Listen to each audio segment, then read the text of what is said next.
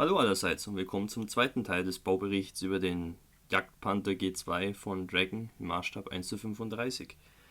Im ersten Teil haben wir das Modell gebaut und auch schon die Tarnlackierung aufgesprüht. In diesem Teil werden wir einfach weitermachen mit der Detailbemalung, die Abziehbilder und der Alterung.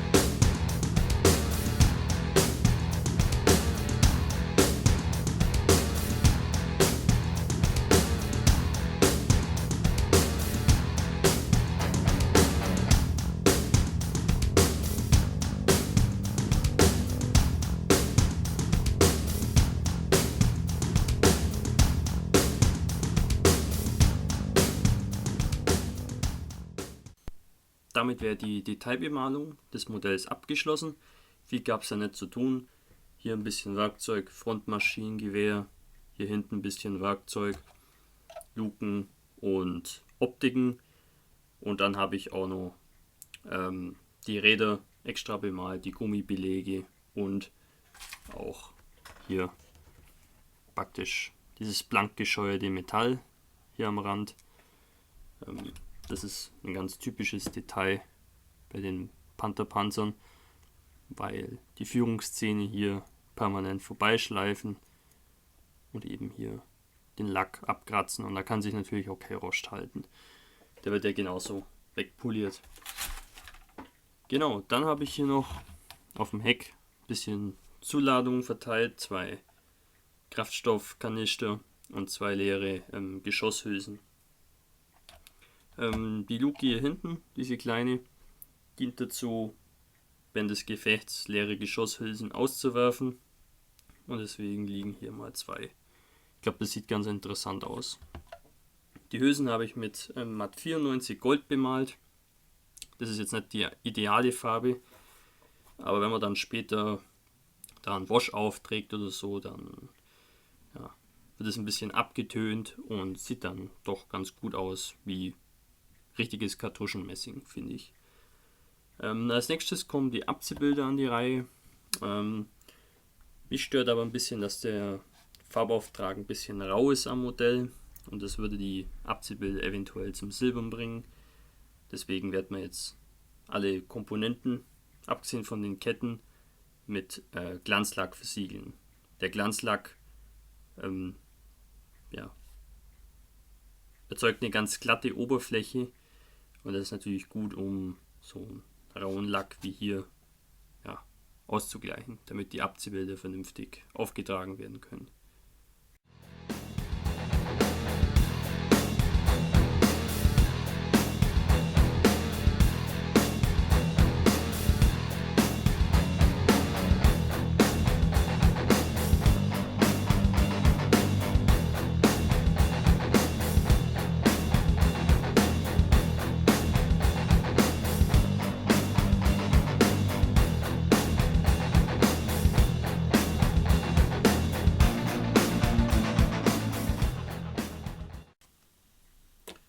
So, als nächstes können wir die Abziehbilder auftragen. Die schneidet man grob aus von diesem Bogen und legt sie für ein paar Sekunden in lauwarmes Wasser. So, und dann kommt noch der Weichmacher zum Einsatz. Das ist Microsol. Und der sorgt dafür, dass sich die Abziehbilder schön an die Oberfläche anpassen. Und das kann man dann recht großzügig hier aufpinseln, damit die Oberfläche eben befeuchtet ist. Und in diese feuchte Oberfläche setzt man dann die Abziehbilder rein.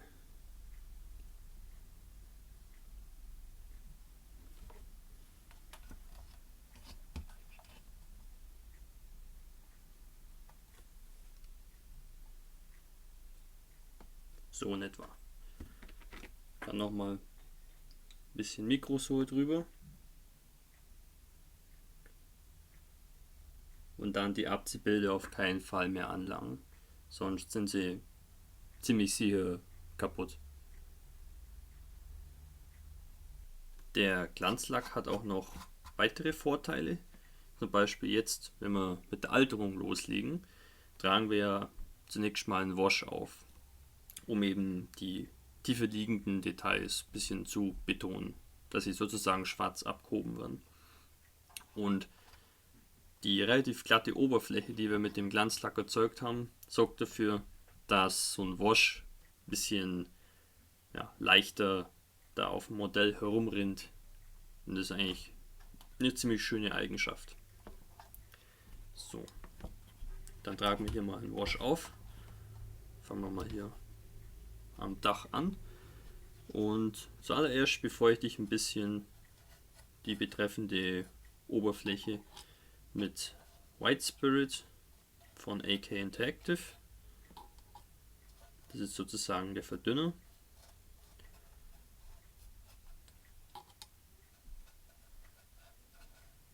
Jetzt wirklich darauf achten, dass überall schon ein bisschen befeuchtet ist.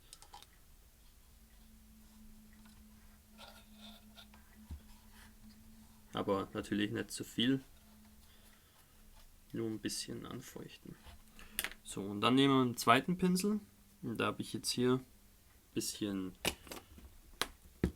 so ein dunkles Wash angesetzt. Das besteht aus dunkelbrauner und schwarzer Ölfarbe. Und das tragen wir da jetzt auf und konzentrieren uns hauptsächlich auf die Details. Dass sie da eben außen rumrinnen und in die Vertiefungen kommt.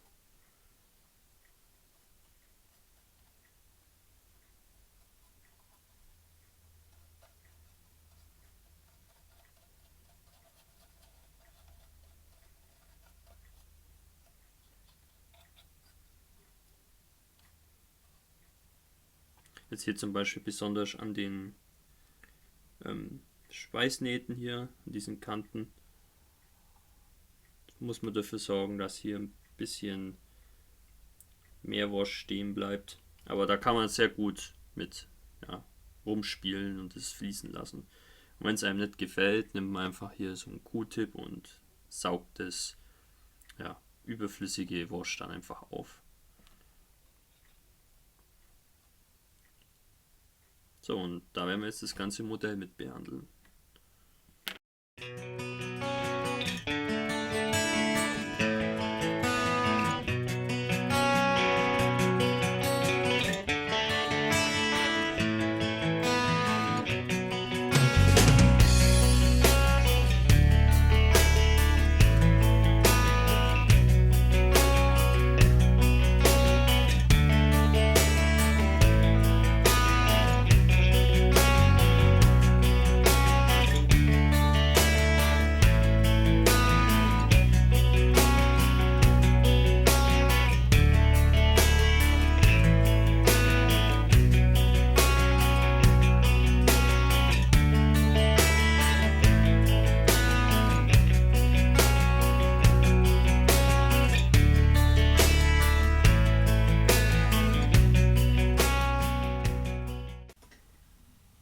So, als nächstes habe ich dann die ganzen Laufrollen installiert, die Scheibenräder. Und bevor wir jetzt mit den Ketten weitermachen, möchte ich das ganze Modell noch mit matten Klarlack einsprühen. Und zwar mit Matt 2 von Revell.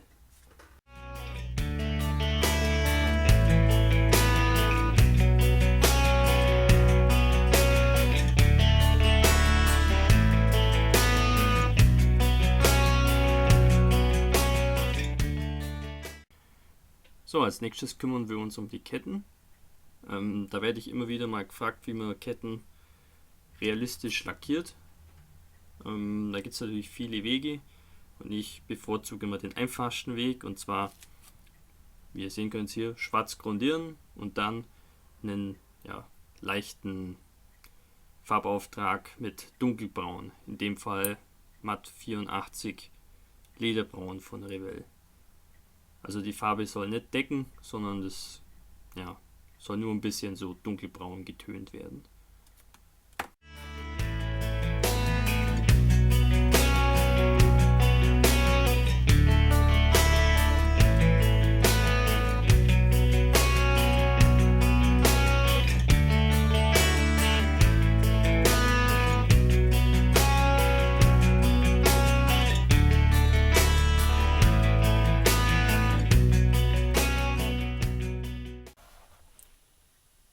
Anschließend habe ich die Ketten dann ans Fahrwerk angeklebt.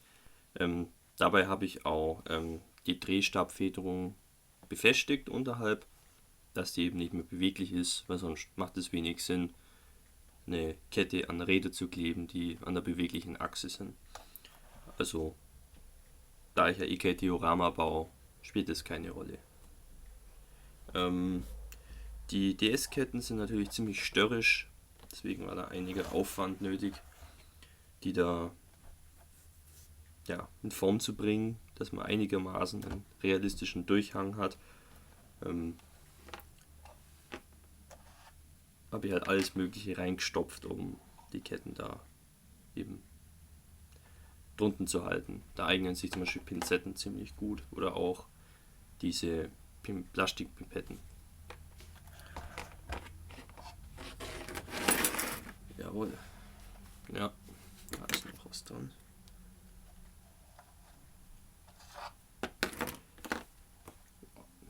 Das sieht doch mal ganz anständig aus.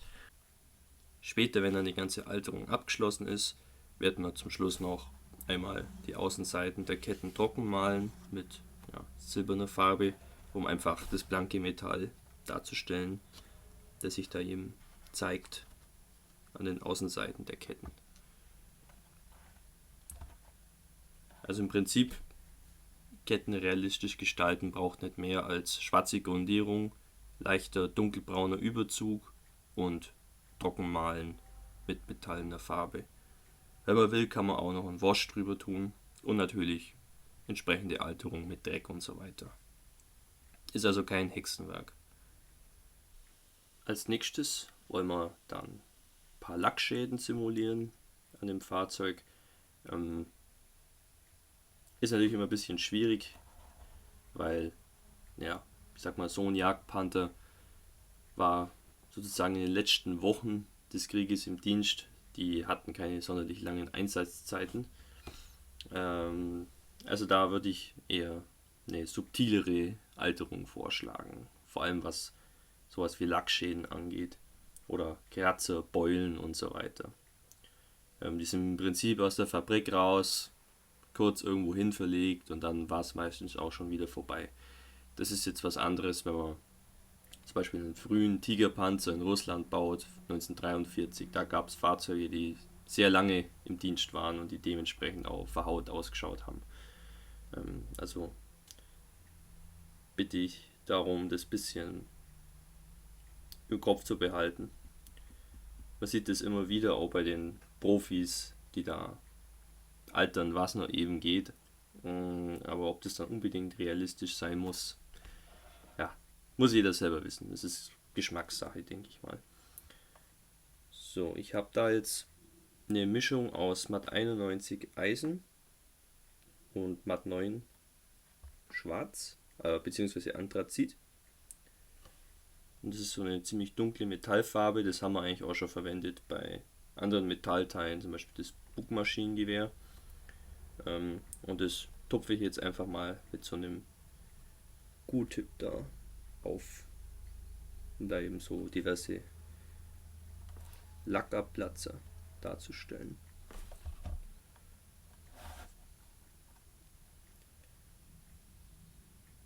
Wie man jetzt das Chipping genau macht, mit welchen Werkzeugen, bleibt jedem selber überlassen.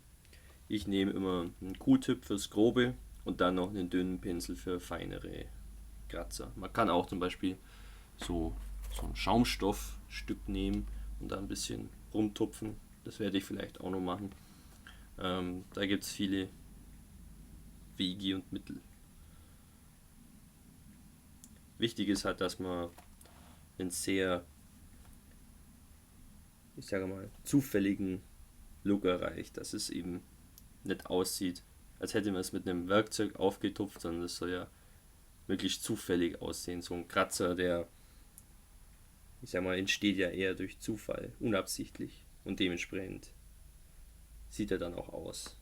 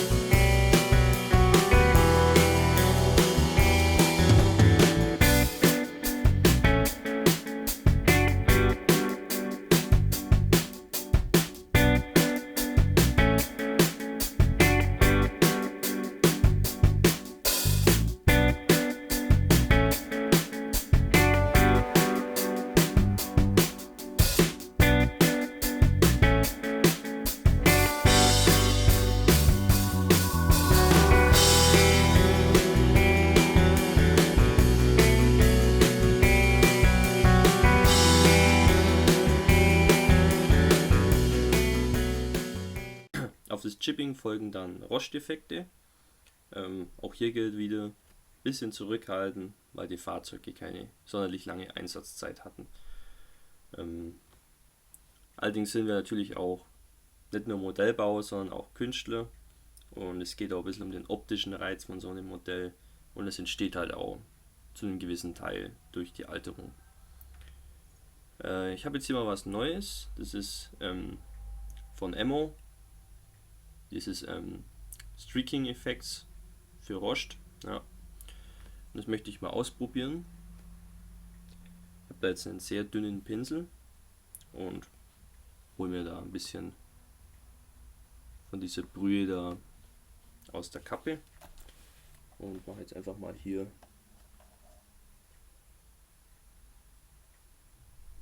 ja, das ist sehr dünnflüssig, aber ich denke, wenn man das ein bisschen verwischt nach unten, sieht das ganz gut aus. Ja. Bisschen extrem vielleicht. Probieren wir es nochmal.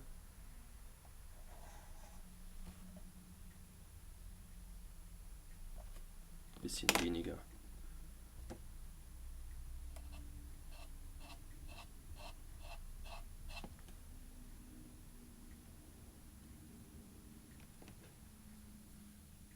Ja, wenn man was Neues ausprobiert, muss man dann immer ein bisschen experimentieren. Das klappt vielleicht nicht auf Anhieb. Ja, das sieht schon ein bisschen besser aus.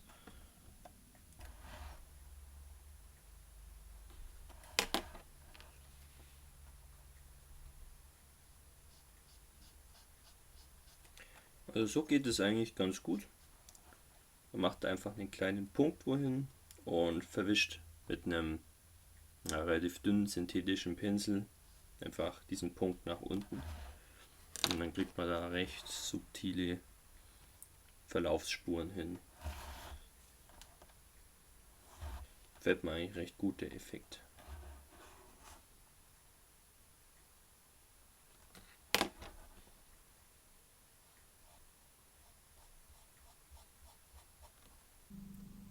So viel mal zu diesen rostigen Verlaufsspuren. War es schon mal ganz interessant, das auszuprobieren. Ist mal was anderes. Ist nicht ganz perfekt worden, aber ich sehe auf jeden Fall das Potenzial in dem Produkt und wie man das vielleicht noch benutzen sollte, weiß ich dann das nächste Mal. Ich möchte jetzt nur bei der Gelegenheit darauf hinweisen, dass hier hinten diese Flammenvernichter, das soll nicht Rost sein, sondern das ist diese Rostschutzfarbe, die da ab Werk aufgetragen wurde. Und es gibt diesem Modell ein bisschen so Patchwork-Aussehen. Ja, das habe ich zum Beispiel hier vorne auch. Dieser Deckel am Triebrad wurde auch ersetzt. Durch irgendwelche Beschädigungen oder was auch immer.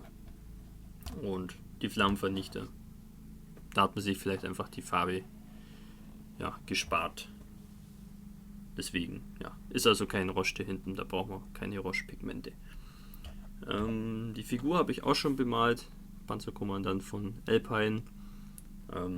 Der wartet nur noch drauf, dass er endlich hier in die Luke rein darf.